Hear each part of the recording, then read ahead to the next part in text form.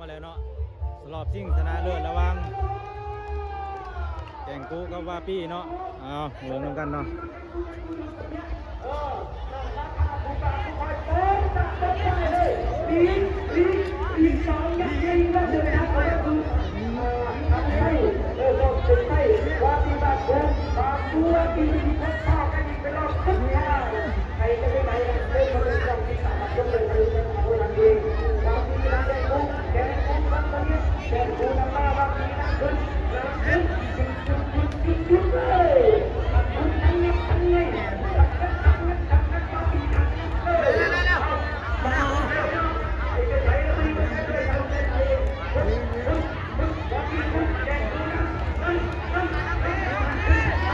มาแล้วเนาะวาปี้กับแก่งกู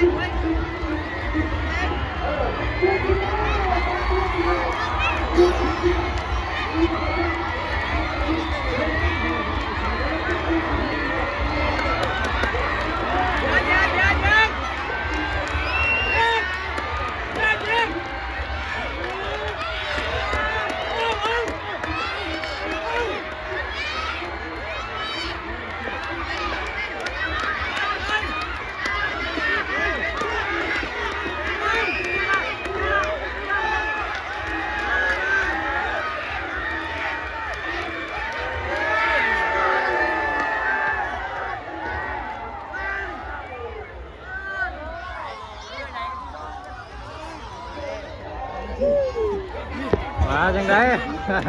แก่งกูนะทีมงานแก่งกู